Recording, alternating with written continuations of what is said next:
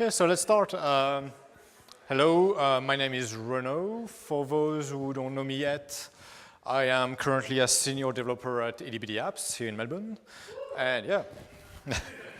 And previously, I was actually formerly at Apple for many, many years. And for many, many years, I was a systems programmer. So I was working on things like kernels and background daemons and agents, stuff like that. And at the end of my stint at Apple, I actually decided to move more towards UI front-end development. So I eventually moved to a team that did UI apps on iOS that you may know and use actually every day. And that was back in 2016. So if you know to count, that was basically just before iOS 10 shipped.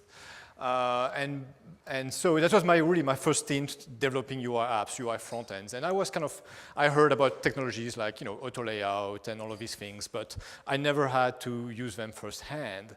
And so I did, and I was really excited to use them. But what I discovered is that my coworkers, which were mostly very experienced and senior developers, had bruises and battle scars from using these technologies that Apple recommended for many years. Even at Apple, they had the same behavior, right? So auto layout was still like a bad word sometimes, and the topic of my talk tonight, which is self-sizing cells, was also something that people sometimes would just give up on completely because they had the scars to show that they were burned and they never got back to using that technology. And as a newcomer to these technologies, I basically wanted to use them, and I tried to learn from them because for me, the alternative of doing manual layout or constant row heights seemed absolutely a non-starter, and I really wanted to understand how these technologies worked, and I learned a lot from that process, and at some point even more than my coworkers, and so that's what I want to share tonight with you, a bit of what I learned through the years with these new technologies that maybe you have given up on,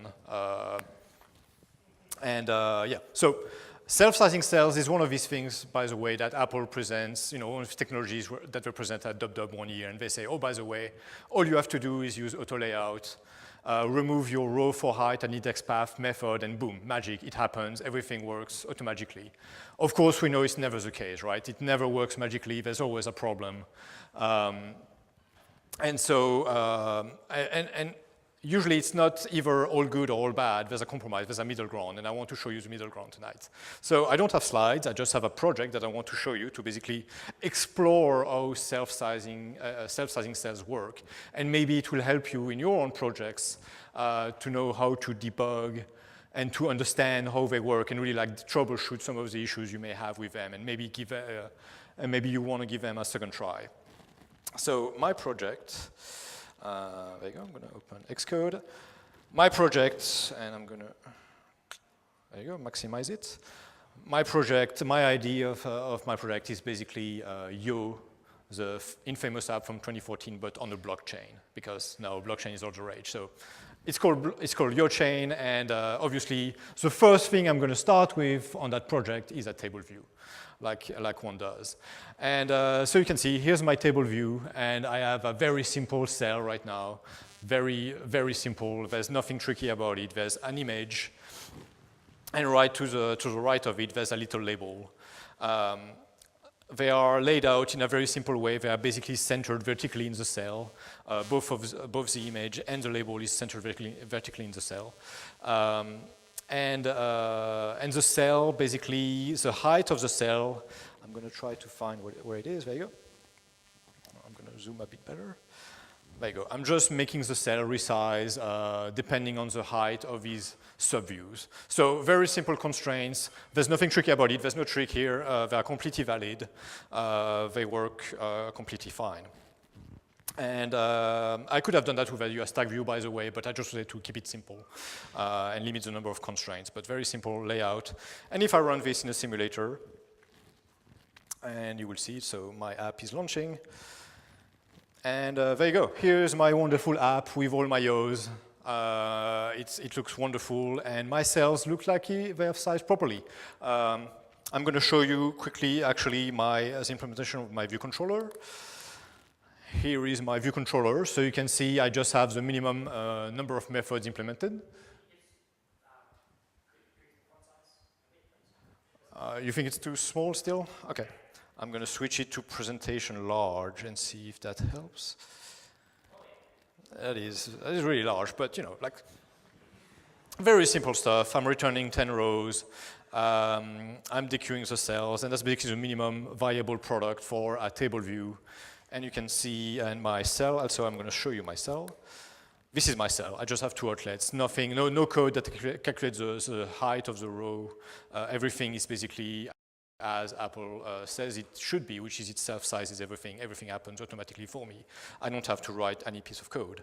And from that, I can also check that, well, are these cells actually resizing properly? I can use this great tool that exists on macOS 10, which is called the Accessibility Inspector. And I don't know if you never used it, really use it, because it's a wonderful tool to test accessibility in your apps.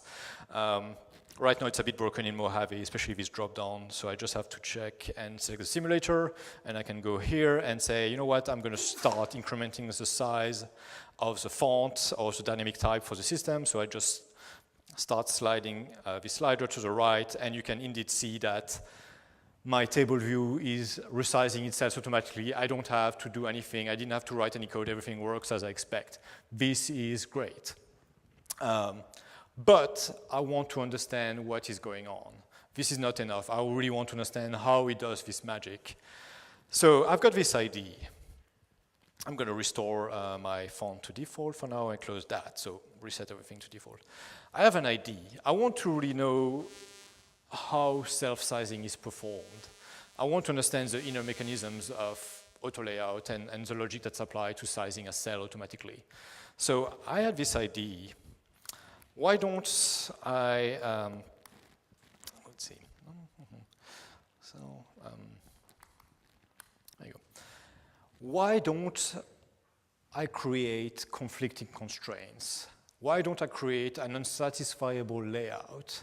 And that's what I'm doing right here. And you can see definitely I am overriding update constraints, as one should do, obviously, to create your constraints. And I am activating these two constraints that are obviously in conflict. I am trying to size my image with 1 point, which is nonsensical, but it doesn't matter. And I'm also trying to size it, the height, with 2 points. These two constraints conflict with each other, obviously, right? This is an unsatisfiable layout, but maybe I will gain some insight from doing that.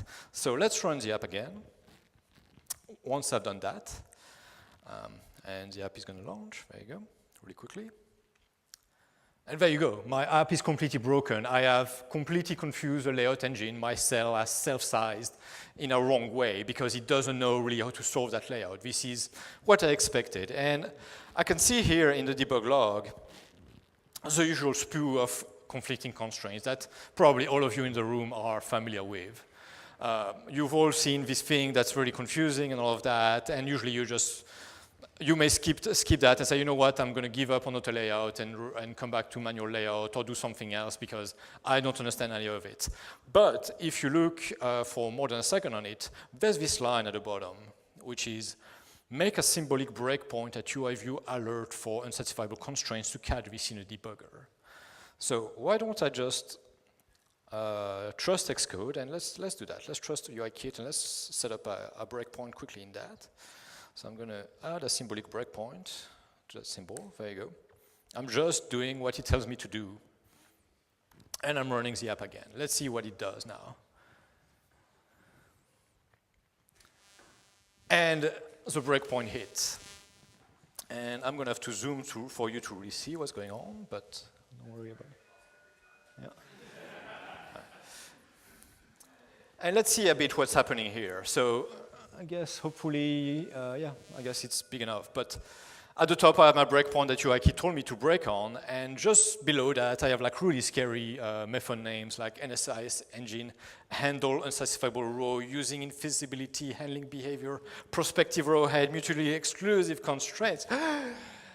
Basically, what I can deduce from that is that the top of the stack is the auto layout engine. This is a constraint solver doing its job and basically saying, I cannot solve these equations. And that is what the breakpoint is hitting. So this whole top of the stack looks scary. I don't really get any insight from that apart from the fact that some constraints are trying to be solved.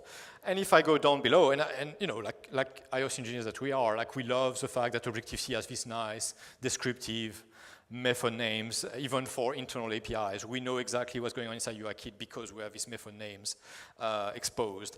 So I go down below, add or remove constraints. Oh, here you go. Like I've got my YoCell update constraints override. So here I find my method.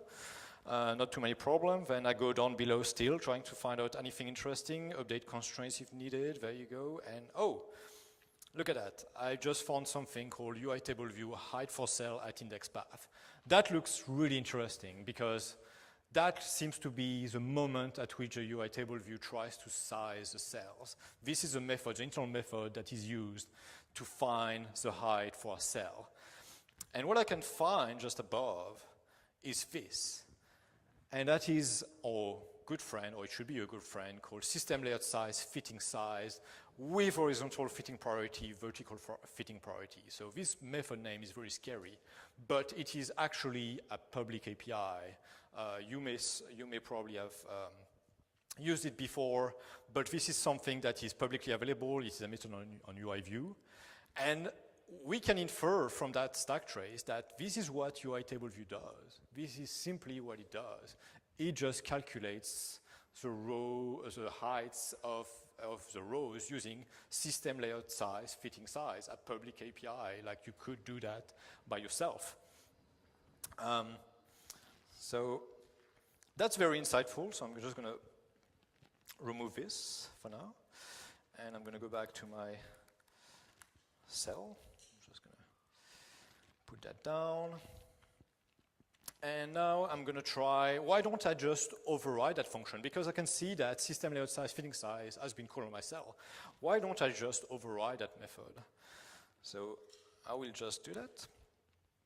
And so I'm just overriding inside my cell the function system layout size, fitting, and in Swift the signature is a bit different, but it's basically the same thing. And I'm going to put a breakpoint on that. At this point, I don't really need these conflicting constraints, so I'm just going to remove them because they're just going to be bothersome.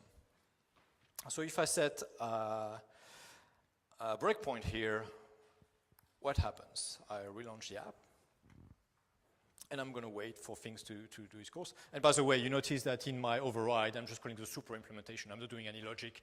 I'm just forwarding the method to super, but overriding it allows me to at least intercept very easily the call to that function.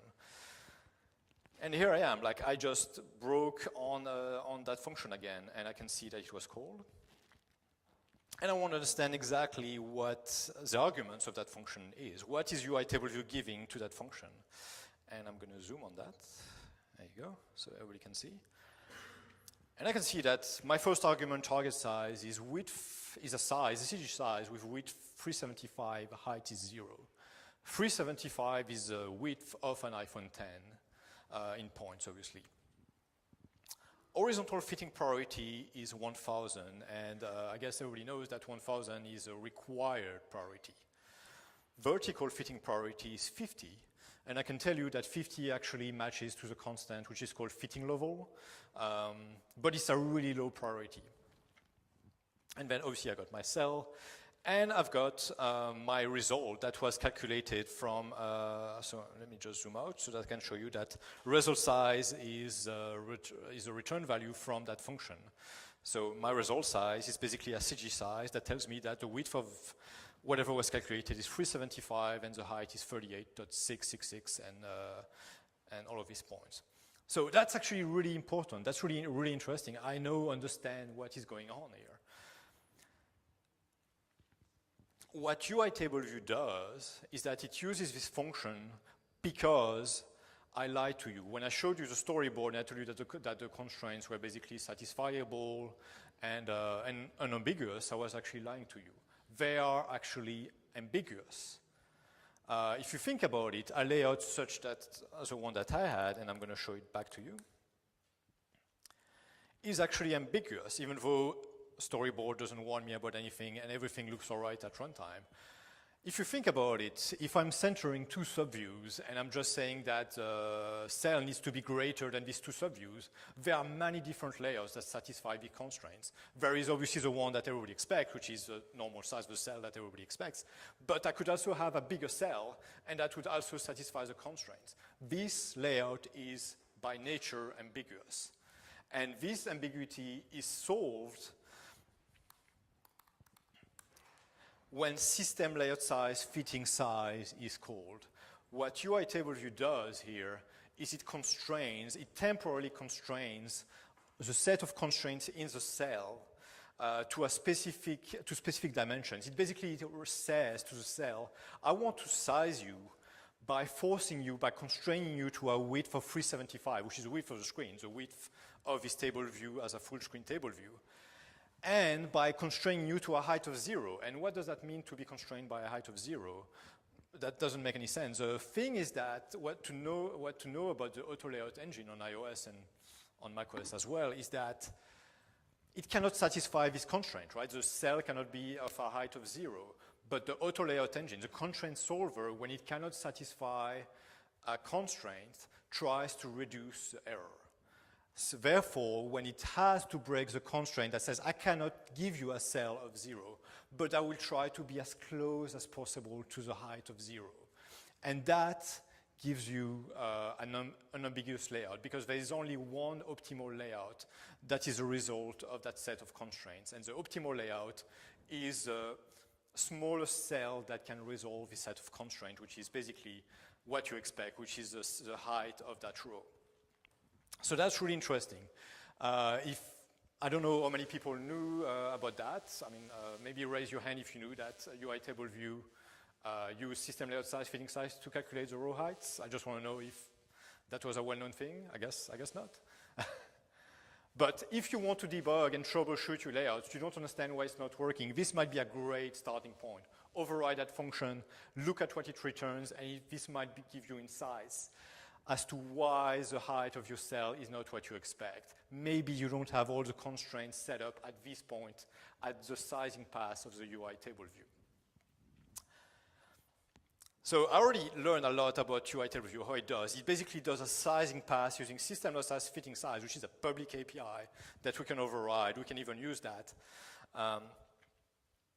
And that's great. So I already know that. So let's see what else would I want to do. So my designer came back. So I'm just gonna run that again, just so we can see the app again. I just got my first round of financing because blockchain. And so my designer said, you know what, we need to increase engagement and we really need to make these rows pop. So why don't we increase the row height of the cell so that the rows are really prominent? So I'm like, okay, I can do this. Let's go in my set of layout constraints and I'm going to say height anchor constraint greater than or equal constant, let's say 50. I'll say we agreed on 50 points for the height of the cell, and nothing looks wrong, right? I'm just saying, like, by the way, the minimal size of my cell needs to be 50. It can go taller, but at least it needs to be 50. Nothing wrong with that. I'm just running again once I've done that after days and days of slaving away at code, and here's the result. Actually, I should disable that, but I'm just going to skip that. Let's pretend this didn't happen. There you go. And I run my app, and nothing happened. Why didn't my cell resize and have at least 50 points? This is less than 50 points, I guess you can all tell. Why didn't this work? And what I can do is basically, again, like you saw, I can look at my logs, and I'm going to remove this. And again, you can see here that UI TableView is complaining about unsatisfying constraint. What is going on here? Well, it is complaining about a specific constraint, which is UI view encapsulated layout height. I never said that constraint that said that the height needs to be equal to 38.6. What is going on? And so I can use a tool called reveal. So a bit of to inspect what is happening here. So I'm going to zoom on one of the cells, and I'm going to look at what is going on. So I can see here that I've got, this zoom is not really working well. There you go. I have my constraint here, height needs to be greater than 50, is broken. It is warning me about something. And then I got these other constraints, which is width is equal to 375, height is equal to that. And these constraints, I never set those. And in Reveal 17, that was shipped 2 days ago, now you have these little like disclosure buttons that you can tap, and it explains to you what these constraints are. And so I'm gonna try to see what is that constraint about. And it says this constraint applies the system-defined height of the view because it hosts a layout engine, which is still fairly obtuse. But the way I understand it is that what UI TableView does is, again, I'm going to come back to the fact that this layout in my storyboard was ambiguous. It was an ambiguous layout. It sized it by resolving the ambiguity temporarily using system layout size fitting size. Well, this ambiguity remains once the cell is laid out. It basically needs to create these implicit constraints so that the layout pass has an ambiguous layout. These are constraints created after the sizing pass. And there you go. After the constraint pass, so that the layout pass can actually solve the layout unambiguously. It takes the result of that sizing pass and puts them in the cell itself as explicit constraints. So that's very interesting. But another thing I notice is that, if I click here, there you go.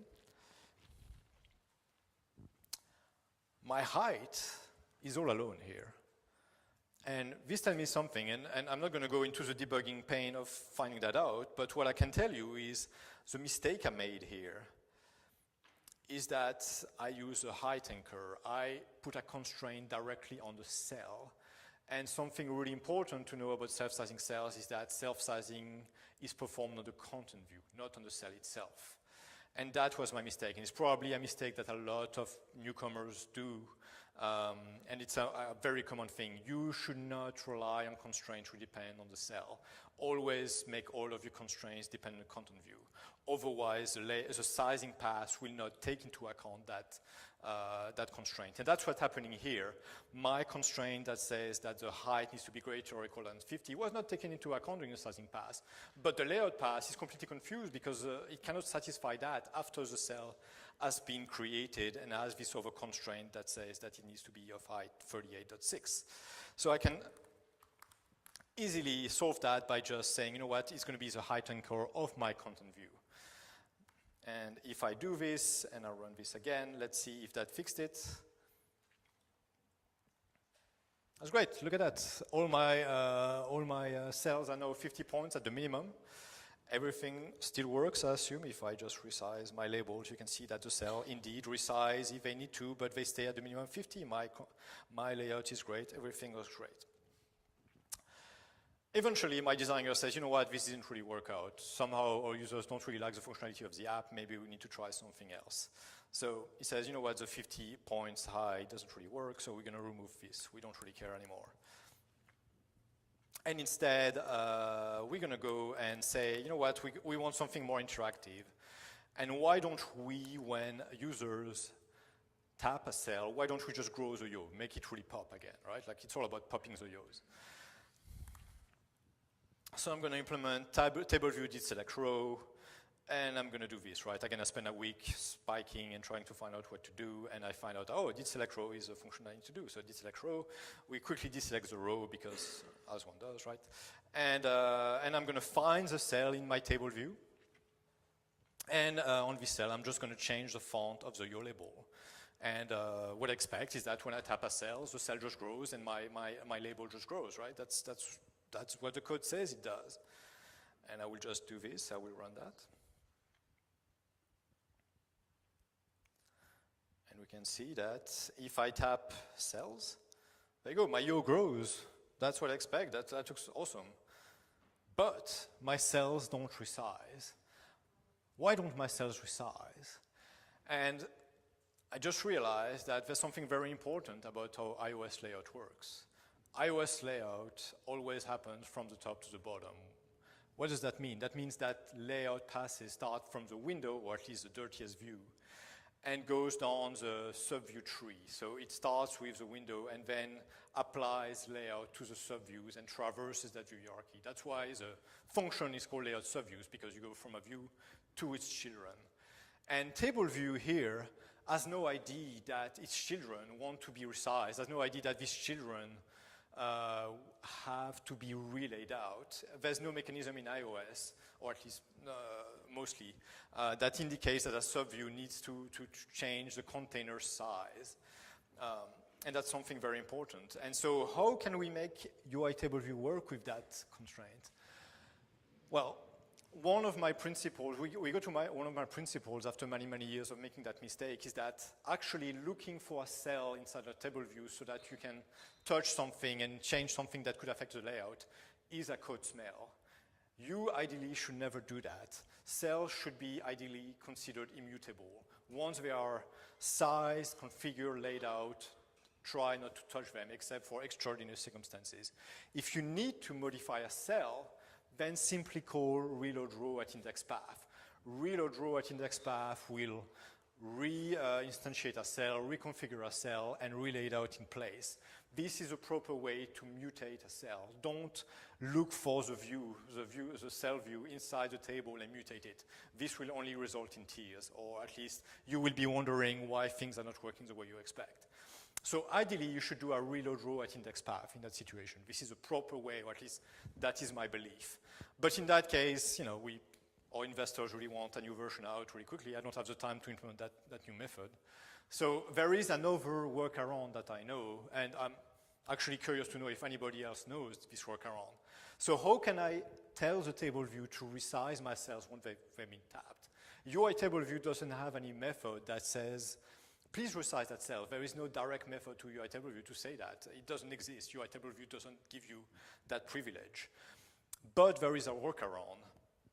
And the workaround here is really gross, but what you can do is ask TableView begin updates, TableView end updates. So you know this method to basically batch modifications. Here, I don't even do anything. But in the end updates, TableView has a lot of logic. And one of these pieces of logic that it has is, even though I didn't receive any update between my begin updates and end updates, I'm just going to resize all the cells, because why not? So when you do that, it does resize every single cell. So even though you want to resize only one cell, it does resize, it does all over again a new sizing pass and resizes all the cells. So it's really a hammer solution to get resizing working. So let's see how that works. Let's run that again. I really wish UI TableView exposed directly a method that says, please just resize that row. That would be so much better. But this is the only workaround I know which does that, and it's really like gross. So I have implemented a workaround. I tap on the cell, and here you go. You can see that after I tap, my table view actually resizes the cell I tapped and figures out that, yeah, it needs more space. Yeah. Thanks for the bugs. Like, clapping for the bugs, it's great. And there you go. Second version of the app is out on the App Store. Everybody is raving about it. It's a new Yo, right? Basically, it's a Yo V2. And eventually my designer comes back and says, you know what, to make the Yos pop even more, I want to put like a header in this table view. That's really what the feature that users want. So why don't we put a header in there? And it happens that by coincidence, I already have a header class implemented here.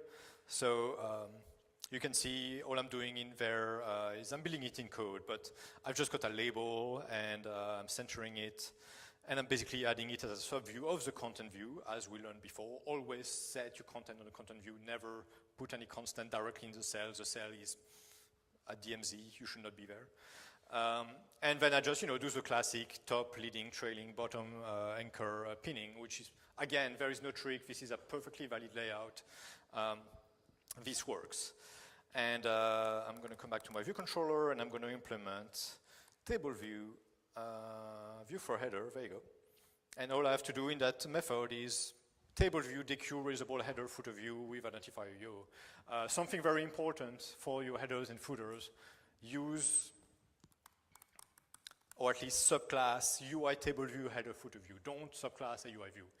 If you want self-sizing section footers and headers, you need to use that subclass. So you may get tricked into thinking a UI view is enough, you need to use that subclass. And it's not supported in IB, so you need to write it in code, which is why I need to write it in code here. But all I do in View Controller is returning one instance of that, and again, I'm expecting it to be resized. I'm expecting it to just work. I don't want to write any layout code or sizing code. I don't want to deal with that. So I'm going to run this, and let's see what it looks like. It runs, it starts, and yeah, it looks great. Look at that, I've got my section header, I've got my yo, everything is all right. I think I'm ready to ship on the App Store, and then I just look quickly at the logs, and oh, I forgot something. Sorry about that. I just wanted to do one more thing. I just want to say, hey, by the way, I want to make this header pop always. So I'm going to say content view, height anchor, constraint greater than or equal 50. I want to say, you know what, you need to be greater than 50 as well. I want it to be a really tall header. So I will launch it.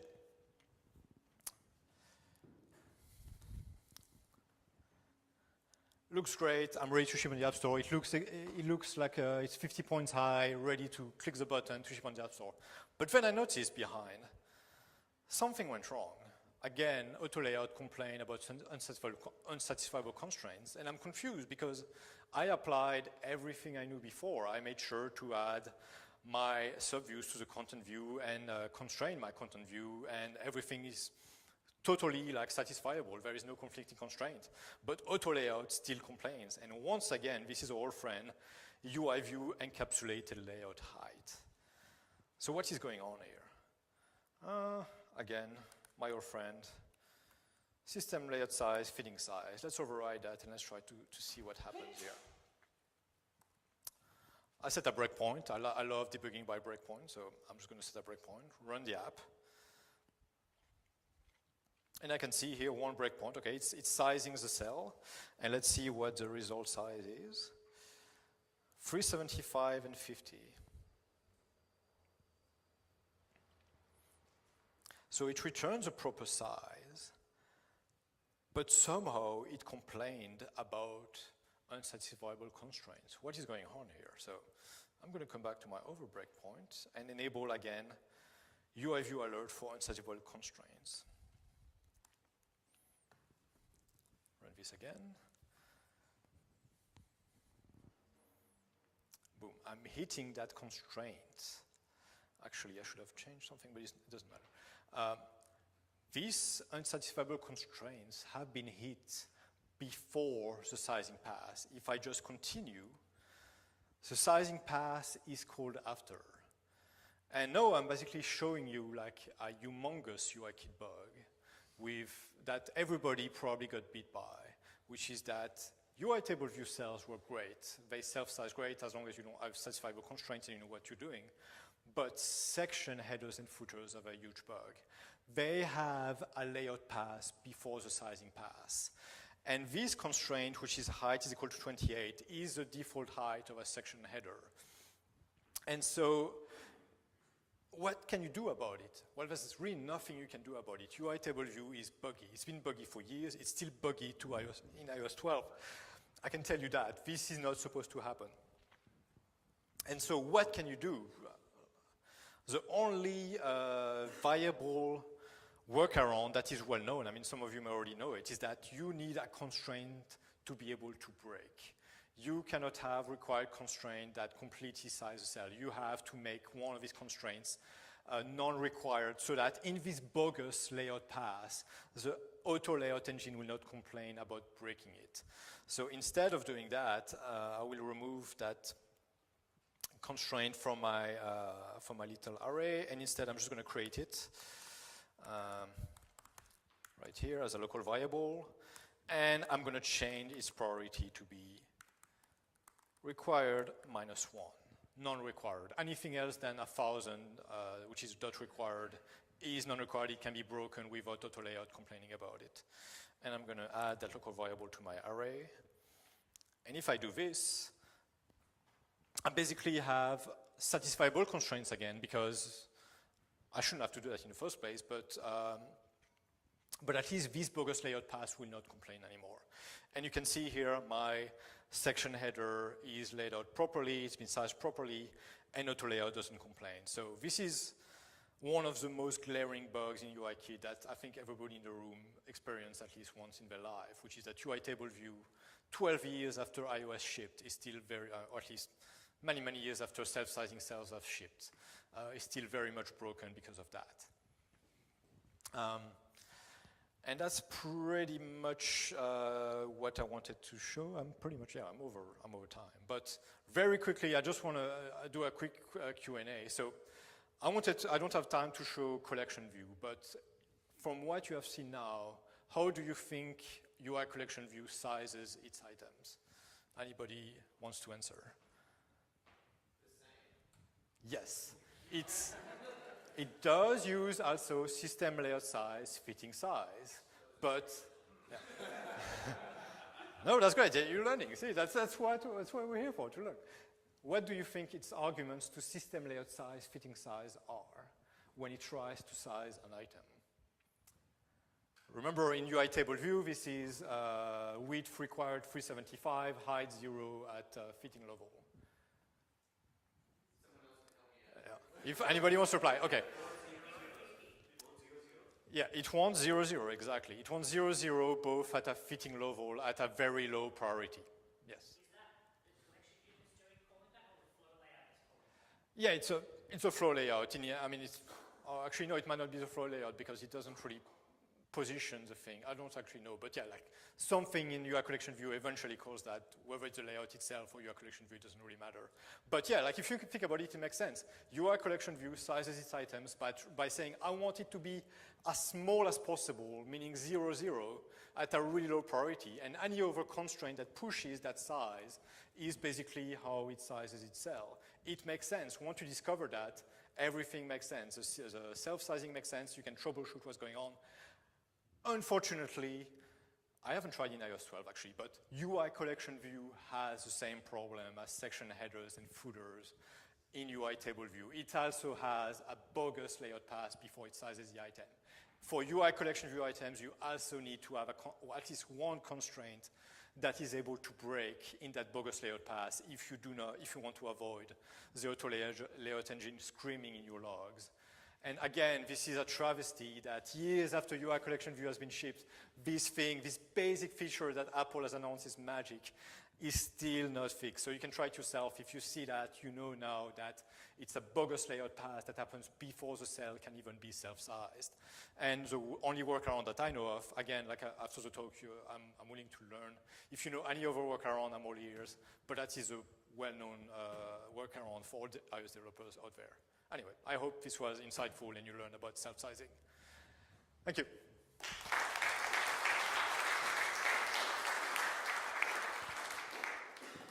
All right, so we'll let Renaud catch his breath. Does anybody have any questions? Oh, crap. Guys, can we come back to you? Anybody else have any questions? No? All right.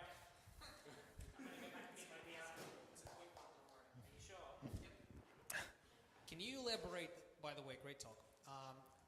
Can you elaborate how the estimated sizes play into this whole picture of how self-sizing cells work? You mean the estimated height from estimated row height, estimated header, footer height. Yeah. I mean, they don't play at all, as far as I understand, they don't play a role at all. The estimated height, the only way it is used is used to calculate, the remaining of the content size of the scroll view, either on top or at the bottom. So if there is 50 rows that is declared in the data source below what you are displaying on screen, and these 50 rows are estimated to be 10 points high, your scroll view will try to size this and say, you know what, there's probably going to be 500 points left in your scroll view. And that's the extent to which I think it matters. It doesn't matter, it doesn't impact the sizing pass at all. The sizing pass happens whatever you estimate. It's always good to have a better estimate, obviously, for scrolling purposes, but it won't change the result of the sizing pass or any of these algorithms, as far as I understand it. Great talk, Renaud. What was the name of that tool you were using before? The 3D thing? Let's just reveal about. Great tool, great tool. But yeah, like it's actually like in version 17, right? Like, so it's a bit of a shield, but Vlas implemented these great tooltips here that explains to you a lot of these constraints that sometimes you may not know why they are here. They are added by UIKit themselves, and so Vlas or Reveal explains why these constraints exist, but there's many, many others that UIKit can inject. Owning Reveal is like owning just a little bit of Flask.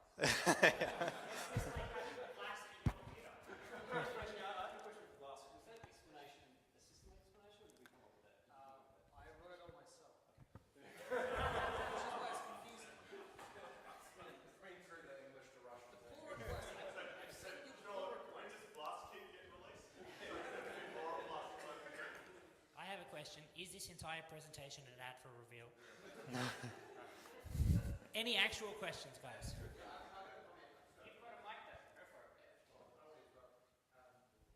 Thanks for the talk. That was really great. Your Twitter handle works really well with this as layouts. Yeah. The thing is, it's really ironic because, like I said, I've barely ever wrote any manual layout code in my life, and my Twitter handle, for those who don't know, is layout subviews.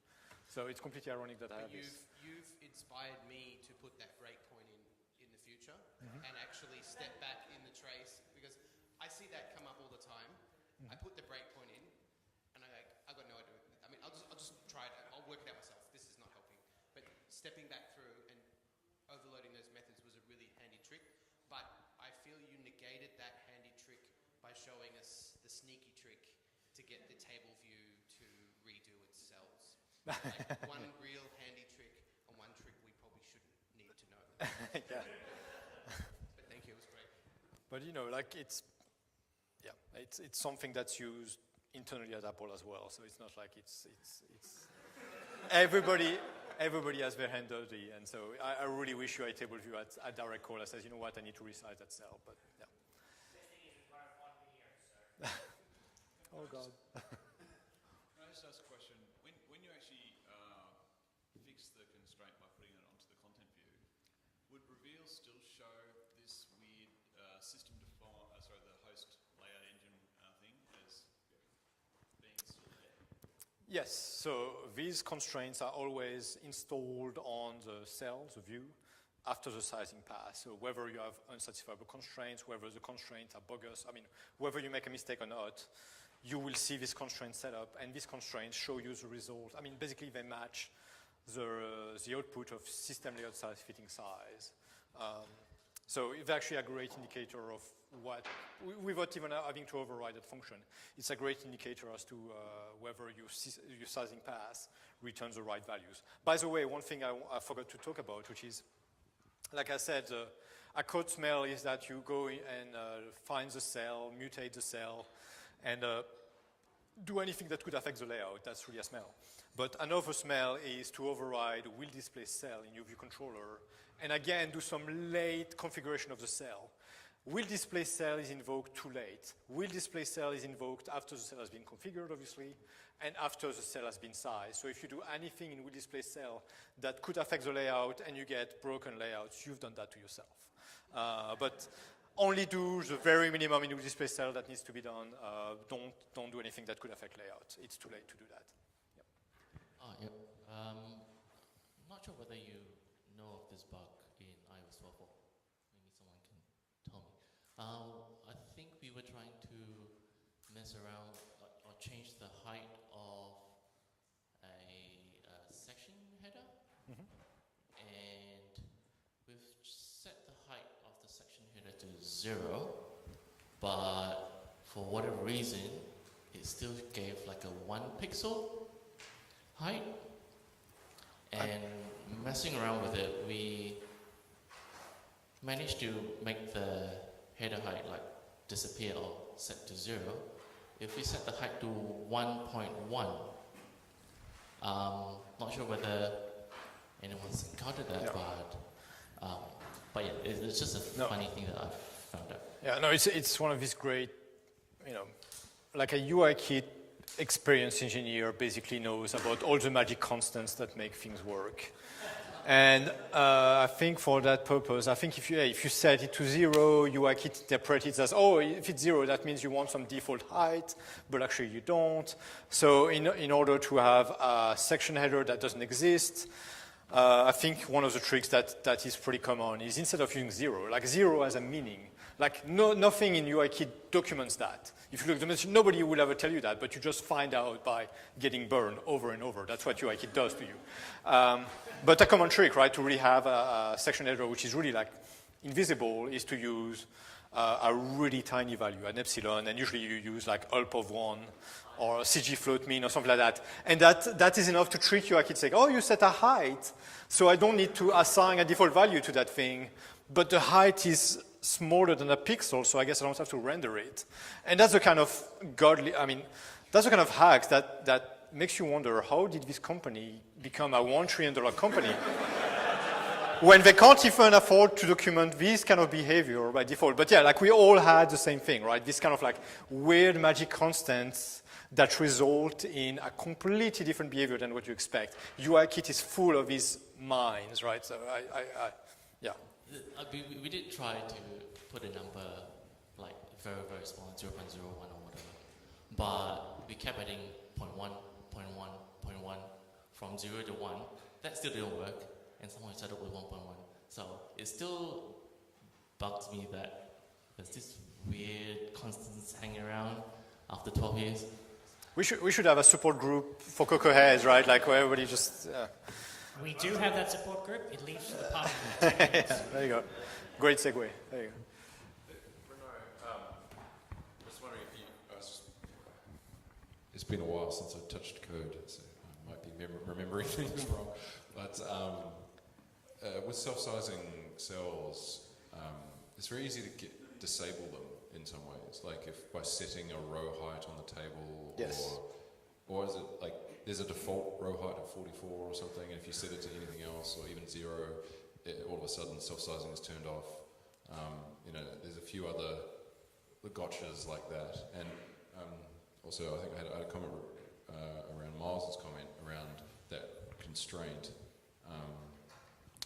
If you implement height for row index path, I'm pretty sure, like say you're doing you're not having self-sizing, you're manually sizing. The layout engine actually adds in that height as that height, the constraint.